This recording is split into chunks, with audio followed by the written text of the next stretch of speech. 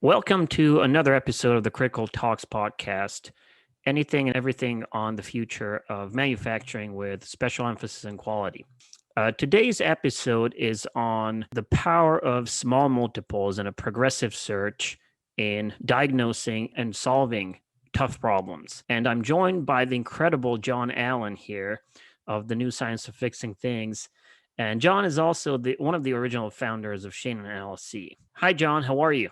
Good afternoon. Thank you very much. I'm doing quite well. Appreciate the Great. invitation. You look great. Oh yeah, right. Thank you very much. So, just to introduce you to the listeners and viewers, John has an incredible background and career.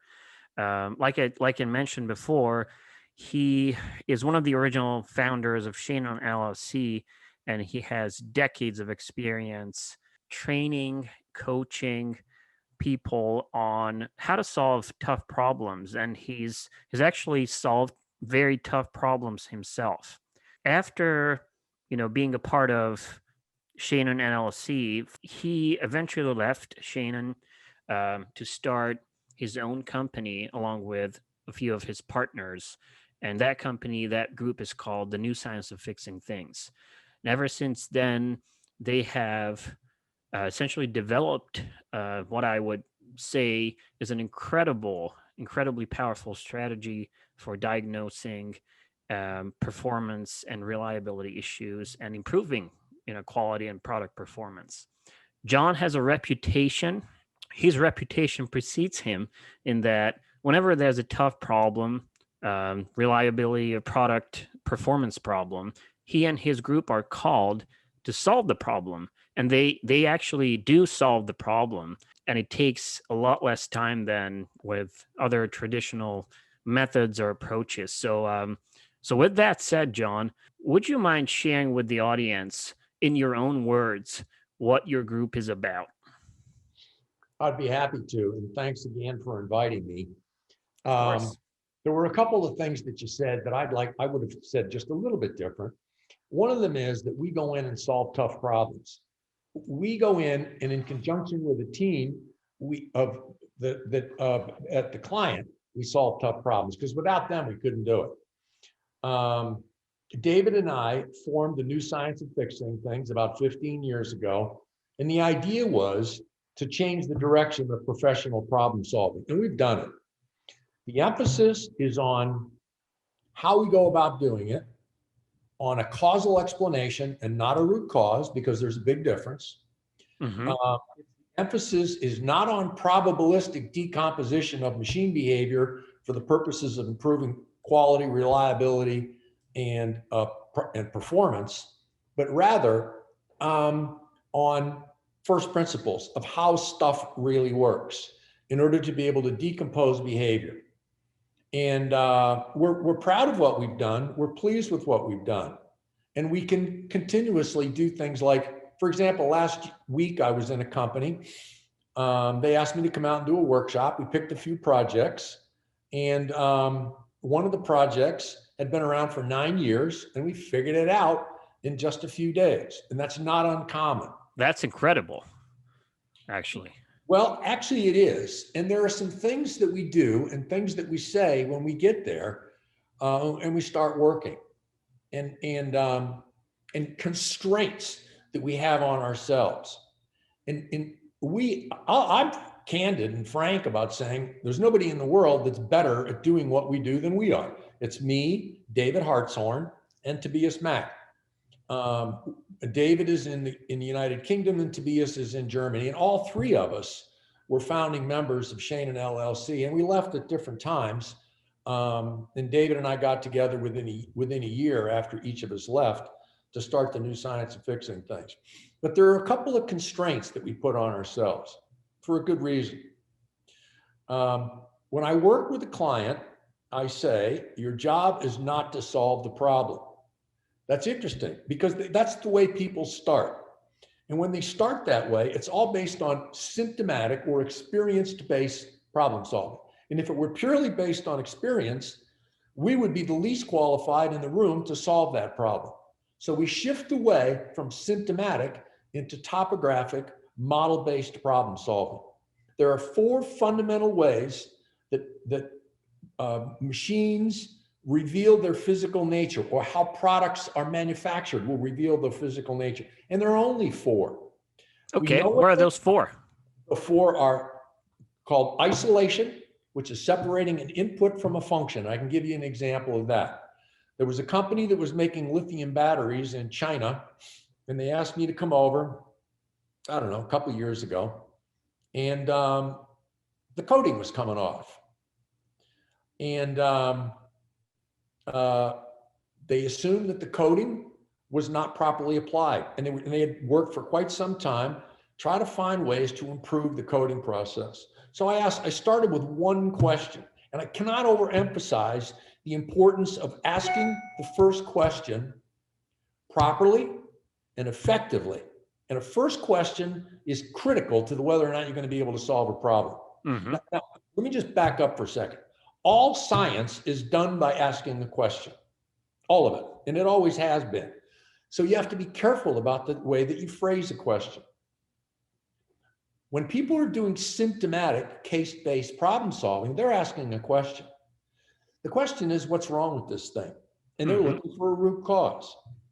We don't start with that question. The question is, what's happening?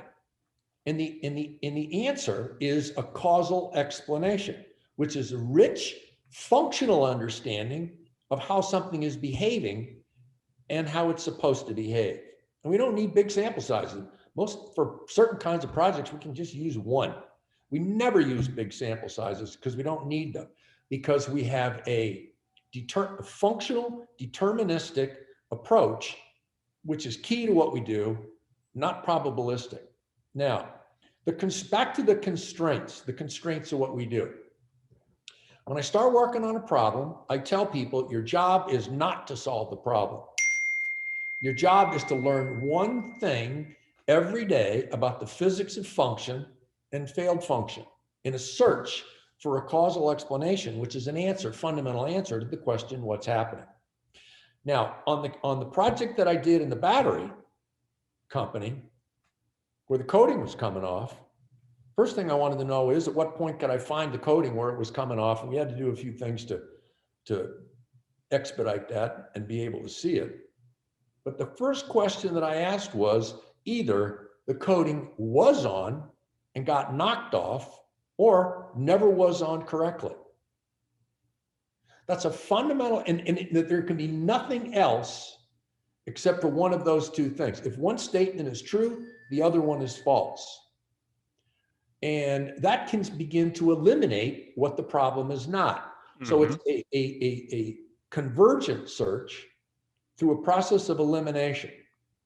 And it starts with the entire world of what's possible, poses a good question, eliminate what the problem is not, and then based on what you've got, you ask another question that will take advantage of the physical world because of the way machines, products, and processes will reveal their physical nature.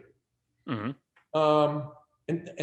it turned out that the answer to that first question was, it was on and got knocked off. So there was some force that was forcing the coating off. If it was on and got knocked off, there was nothing wrong with the coating process. It was downstream of that. And that's one of the strategies that we use, and it's input versus function, which is part and parcel of isolation. And there are three others as well. But it's and so the whole idea is your job's not to solve the problem. Your job's to learn one thing every day about the physics of function and failed function. And we have a lot of fun with that. I'll say that in front of a bunch of guys, and David will say, "Why do you tell those guys their job is to learn one thing every day?" He said they should learn something by lunchtime and then do it again in the afternoon. Oh, wow. That's incredible. I mean, the speed at which, these problems, or the nature of the problem, or how stuff works, as you mentioned, can be understood. Now, what you said, some of the, I would say, conventional approaches of problem solving seem very different from this process of elimination, this progressive search. Throughout my career, I've been exposed to many different problem solving approaches. I love problem solving myself. And one of these approaches is, this whole black box approach, where you take focusing on the X's or the potential, sources or potential inputs, right? But focusing too much on the X's and trying to essentially predict a Y, right? I'm pretty sure you've seen that. Of course I And have. and as useful of an approach as it seems to me, it kind of contradicts this approach that you mentioned. So not necessarily focusing on or trying to guess what X's could impact the Y, and trying to put it into this box or this model, through regression and other approaches. Your approach seems to be more of a really hands-on, down to earth approach. So what do you think of other conventional approaches like that black box approach that I mentioned? And do you ever find value in those, or can those still be useful or powerful in certain situations? Uh, yes. Uh, Okay. there is value. There is value to that. Um, I was listening to NPR some number of years ago, and I Hmm. remember I remembered I was driving across the Tappan Zee Bridge in upstate New York, and there was a physicist who was being interviewed, and he was talking about subatomic particles, and he said we have to use a probabilistic approach to describe the behavior of these particles because we don't understand the first principles. And he said, once we understand the first principles, we'll no longer have to default to the probabilistic approach. And he also said, once we understand the first principles, I know it's going to be simple, but we're not there yet. Now think about that for a minute. In quality control, I'm good with using probabilistic principles from the standpoint of, examining things that are coming out of a process. I'm okay with Hmm. that. I'm good with that. But when we're trying to decompose the behavior of machines that consume power, let's say, we understand the first principles that govern their behavior. We need to start with an effect, the response, and then work through a process of elimination to converge on what we're looking for. And I tell everybody when I'm working with them, you said, I really enjoy what I do. And so do I. You enjoy what you do. And so do I. And the objective is to have fun while you're doing this.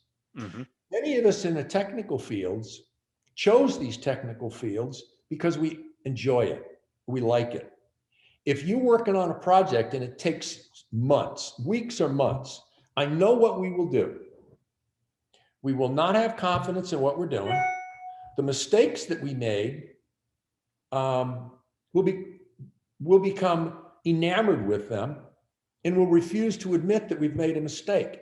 That's the biggest reason, one of the big reasons that you have to be able to learn something new every day. And we'll define that as a success or a failure. If you don't learn something new today, if you can't go home at the end of the day and say, I know more about my product or my process at the end of the day than I knew at the beginning of the day, let's call it a failure.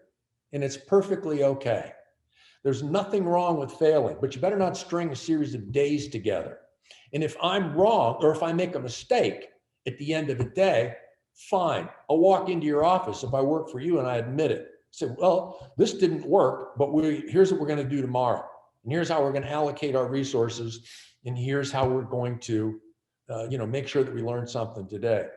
You said that we might try this X or that X. Let's try this or let's try that. And you probably use the language to resolve the issue. In other words, Hmm.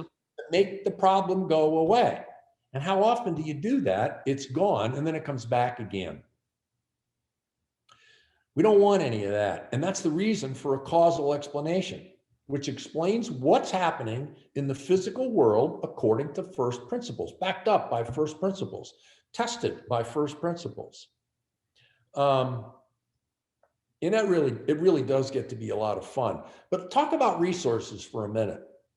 Whenever you want to test some X or some potential root cause, you just consume the resources. You consume the resources. And you're not taking advantage of the sparsity of effects principle. And there's a video that I did on my blog. Maybe you can write the name on there or something like that. Sure. There's a video that I did on my blog on the sparsity of effects. And it is the reason that what we do works. Because the effect that you're looking for has a much, much larger power than you think it does.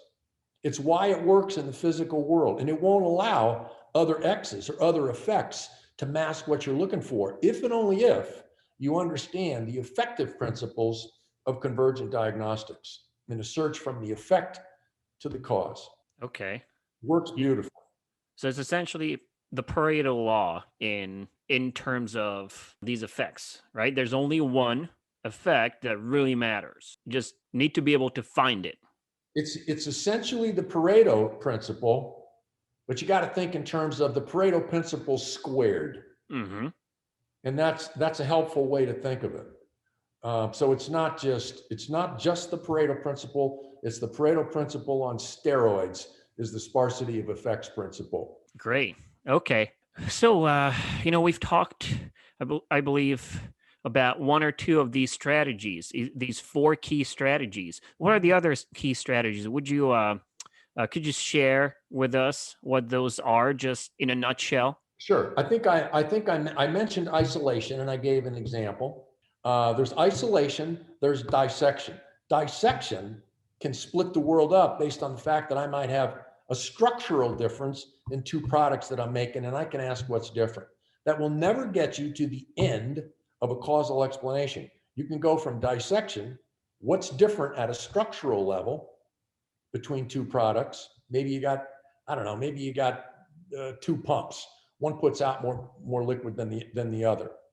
You may choose to break that down in dissection. I probably wouldn't. There's another way that I'd go at it. So isolation, dissection, matryoshka. Matryoshka. Okay. Matryoshka are the little Russian dolls. Oh yeah, those nesting dolls, right? The nested Russian dolls, where you can take them apart and you work your way down to the center. And there are a few things that we do, a few tools that we use for that. And one of them is small multiples. Small multiples is something that we borrowed from Edward Tufte. Yes. In his book. And it's an extraordinary book. We also, I was working on a project a couple of weeks ago. It was a machine that had a whole lot of sensors in it, 300 or 400 sensors. You could look at that and collect data on all of those if you so chose. I broke it down so that I would only look at a few sensors that were arrayed in a particular way that gave them some level of association. And then I looked at an adjacent array. That's all I looked at, and I needed no more than that. But when I chose to look at it, I laid this thing out on Excel and I put columns on the Excel worksheet. By putting columns in the Excel worksheet, you might end up with a small line and then another small line and another small line. And above that, you can put the names in that describe specifically what you're looking at. Mm-hmm. By breaking up the lines based on the way the product will reveal its nature, it makes it much easier to read what you're doing. You might choose to do this with any machined part. Now, multivary was written about extensively, developed by Mr. Cedar, right? Back in the 50s? Back in the 50s, exactly. Len Cedar developed it. And he talked about within piece, piece to piece, and time to time as what he called the families of variation. Mm-hmm. We've gone well beyond that with small multiples. The objective is not to look at the part. The objective is to relate it back to the datum scheme that created that part. And that's, by the way, that's all covered in this book, Diagnosing Reliability. You mean this book, Oh, right? yeah, that book, Diagnosing Performance and Reliability. And you can get it off the website at tnsft.com/bookstore. It's all covered in there in great detail. Yeah, so the Matryoshka strategy definitely provided some completely new insight to me. I've been using the multivariate and the multivariate strategy and these families of variation for years now, but you guys' approach is somewhat different, and I would say it goes beyond the traditional families of variation. So reading the book, I had quite a few aha moments when I was like, wow, this, you know what? I hadn't thought of it this way. Maybe I had, but with it, like the book itself provide context, right? So I do remember earlier in my career as a quality engineer, being faced with a tough, manufacturing problem. I guess it would qualify for one of those projects that you guys work on. And I do remember trying to understand how stuff worked. So not necessarily just trying to solve the problem. And I actually used one of your approaches without even knowing that it was an actual approach, trying to set up this spatial temporal framework for the part itself as to how it was machined, within the machine. And I was trying to apply those principles, but it didn't really go anywhere because I didn't know what I was doing at the time and how to do things. But I think with this book, what it's so good at is providing uh, essentially a structure for all of these strategies. And in reading the book, it's a quite lengthy book and has a lot of good information. Um, by the time I was done reading it, I had a much better understanding of these strategies. So, so yeah, I highly recommend the book. And from what I understand, you and your partner David, you guys have another book in the pipeline already. Is that true? Yes, we're writing a book on how to manage these projects. Uh, Okay. so that we've kind of stayed away from how to manage projects because we have so much fun at it, and we lead these project teams and we do it quite fast, but we don't think we've done the job that we could do to help managers manage these projects effectively, because after all, they're the ones that are responsible for these things and they provide the resources to get it done. And there've been, I remember a guy, I wish I could say the name of the company. This is actually, it was the guy's no longer there. It was Pratt and Whitney, and it was Hmm. years ago. And the guy that I was working with was the plant manager, was always there when I showed up because he had so much fun doing this stuff. And he just loved it. But we did some good work up there, and but there are a lot of other people that are like that. They like it when we come in because they know we're going to make progress on these things, Hmm. and uh, we have a lot of fun. So that's the whole idea. And I really do tell people when I walk in, I'm only here to have a good time. Yeah, that's all that matters. At least to me, I have a lot of fun trying to solve problems. Now, another question for you, having essentially taught, trained, and coached probably dozens, maybe hundreds or thousands of technical people, engineers, on how to solve these problems, using these approaches. Do you think the approach um, can be mastered by anyone, or does it also require, I guess, an affinity, for these things? So, to what level can it be taught by, coaches or trainers such as yourself? There are a lot of people that can get the hang of this stuff. Hmm. They do have to have a fundamental understanding of first principles, and that's why we all went to school. So it's all about like essentially applying those engineering principles. Yes, You exactly. can get around. You can get around that.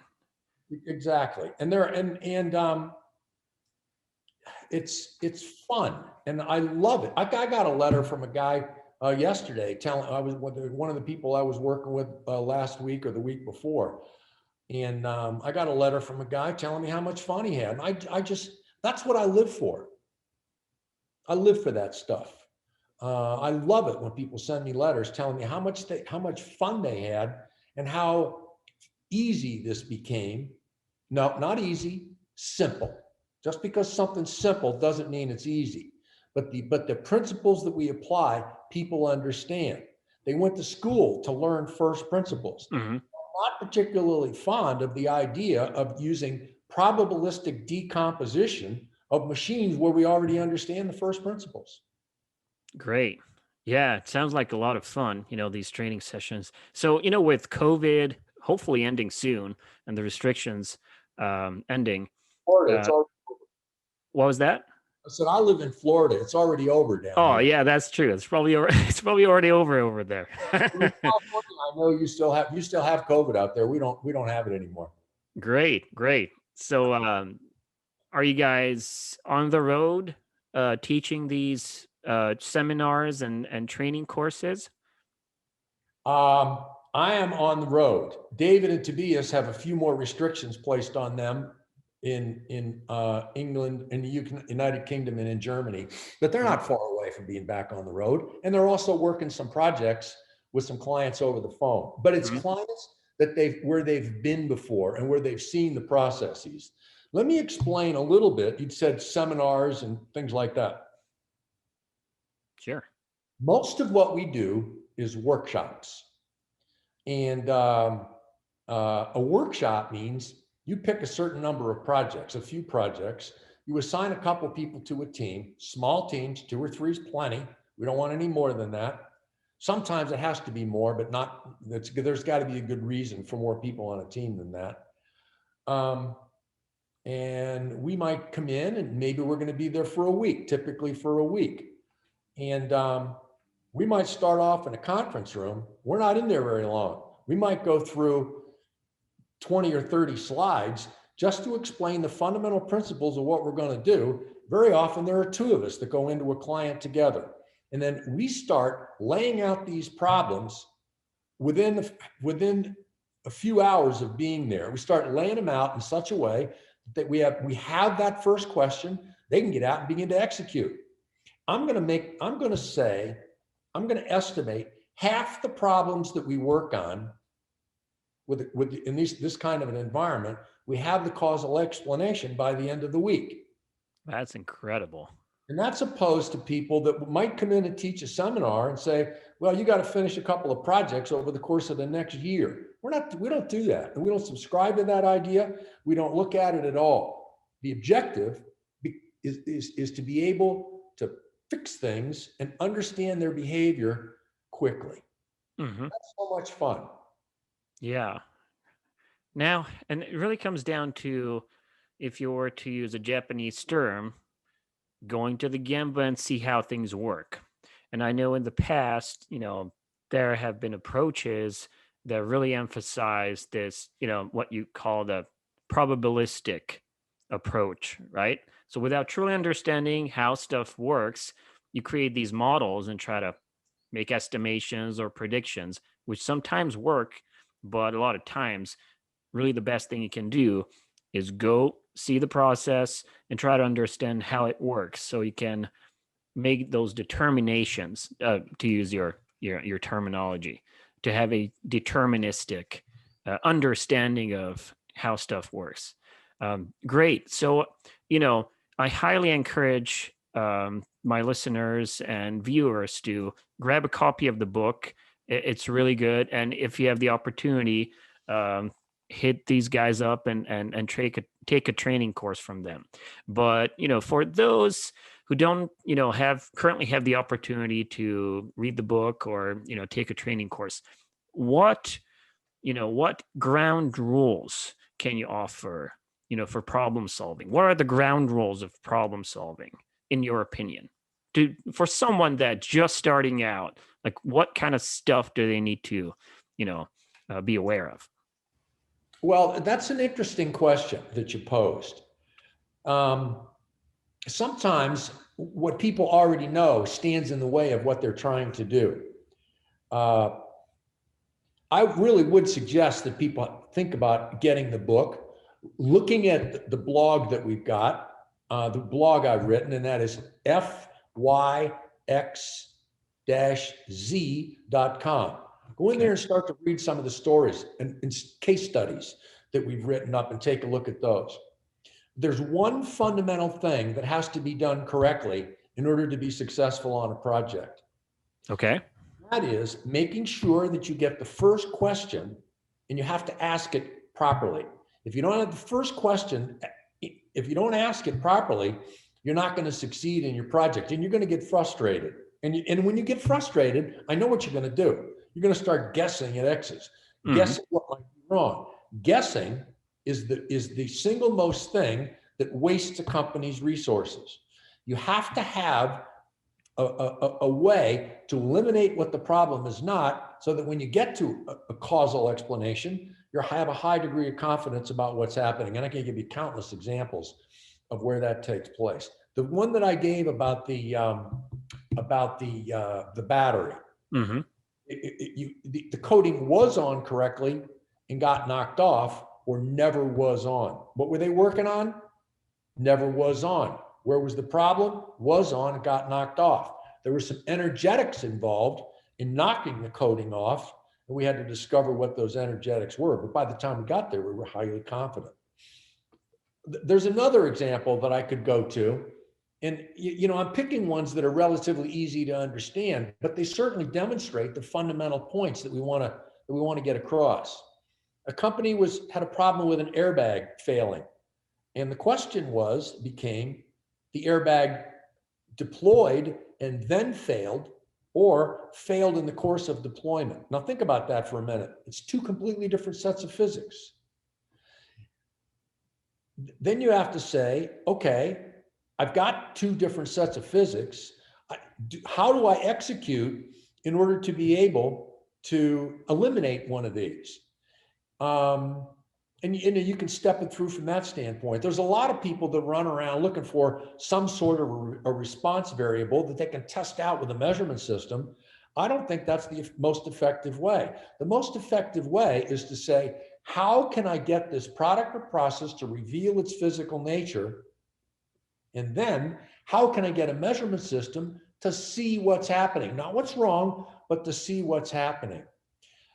I can't count the number of times that we go in to work on a problem and people are using the same method of measurement that they use for quality control to solve the problem. It just doesn't, well, sometimes it works, but sometimes you can, but usually if they call us, the measurement system isn't going to work to do what they're trying to accomplish. There are a lot of the measure is the wrong characteristic in terms of finding, those causal mechanisms, right? It does a real good job of measuring what's wrong, but it's not going to tell you it very often won't tell you what's happening. Okay. Yeah, that's a really good insight. And I've run into, this problem countless times. Okay. Another question that I had was essentially around, the power small multiples, which it's an incredible approach. And, by using that approach, you can really be economical in your search. Now, with this whole technological transformation that's going on in the world, especially when it comes to manufacturing, we have terms like big data, automation. Huge amounts of data is now available to help to aid root cause analysis, if you will. So what do you think about that? The value of using really small data sets, or the small multiples essentially, versus big data. Do you see value in big data at all? Of course I see value in big data, but not for helping to solve technical problems. Okay.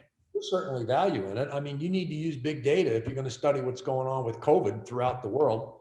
But what we do, and that is probabilistic in nature. What is the probability that you're going to get a vaccine in the arm and it's not going to work, or it's not going to be helpful? You need to collect a lot of data in order to be able to understand what's happening in that world. In the physical world, you don't need it. As a matter of fact, it stands foursquare in the way of what we're trying to do. When you understand how a product will reveal its nature, when you really understand the power of small multiples, the Pareto squared or Pareto on steroids, and you provide the opportunity for the effect that we're looking for to reveal its nature. When you provide that opportunity, you don't need a lot of data. You also have to get that first question established correctly. You think about what people are doing with big data. They don't even have a question when they start. They collect a bunch of data and look for some sort of an effect in the midst of all this other stuff. Yeah. Yeah. That's really a pitfall that. First, then you collect just enough to get the answer to that question.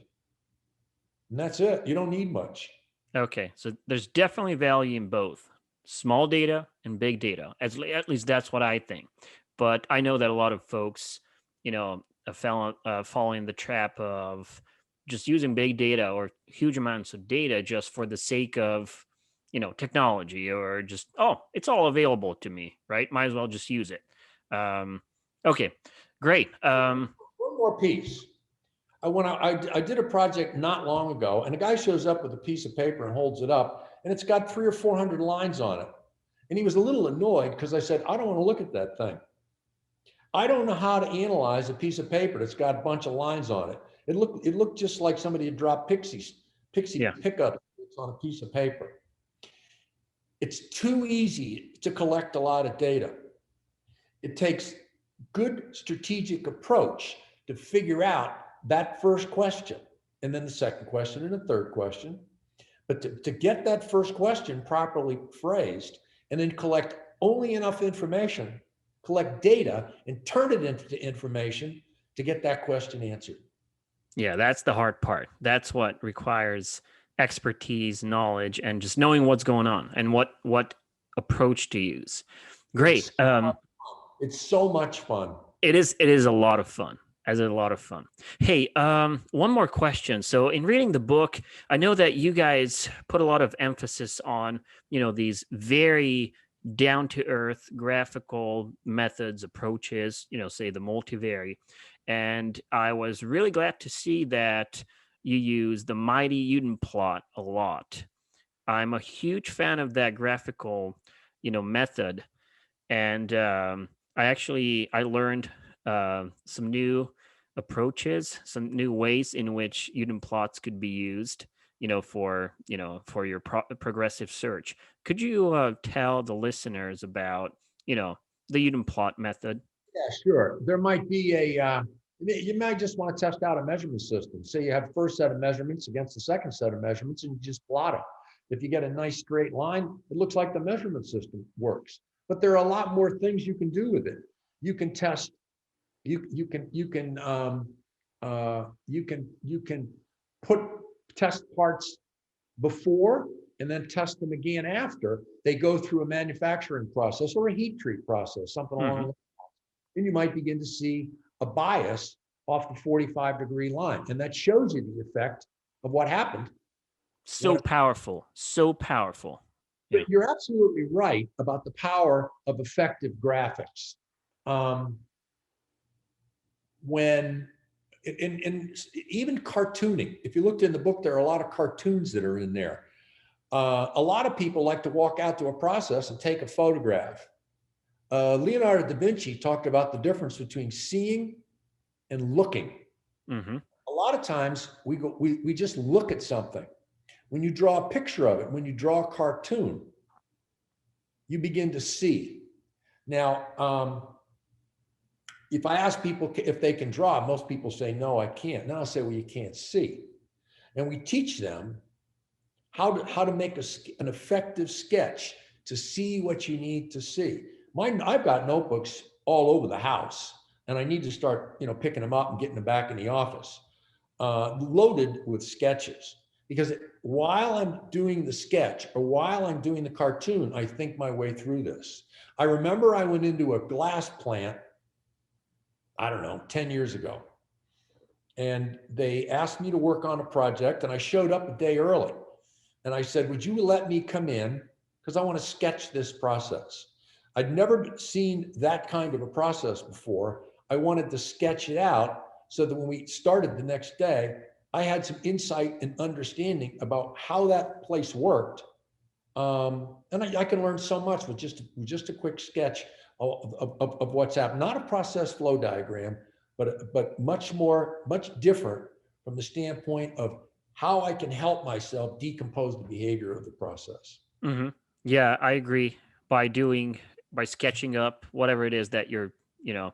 interested in, you're essentially learning about it. Yes. When people want to have, management summaries at the end of each day, and guys can fool around half the day making PowerPoint slides. Hmm. I don't make PowerPoint slides. I use the whiteboard or I use a flip chart. That's what we use for summaries. And then when we're all finished, if we want to take the project and use it as part of a knowledge capture system, then we can write them up, not for purposes of a presentation, but for purposes of capturing the knowledge, because competitive advantage comes from gaining new knowledge and gaining insight and understanding about what's happening. Competitive advantage really doesn't come from root cause analysis. That's just fixes things to get them back the way they were before. But what we do is insight and understanding, a causal explanation, and that's how you gain competitive advantage, and we do it fast. Absolutely. Now, speaking of that, a lot of the book, a lot of the material, the content, the case studies presented in the book is really dedicated to diagnosis. Mhm. This progressive search and these strategies.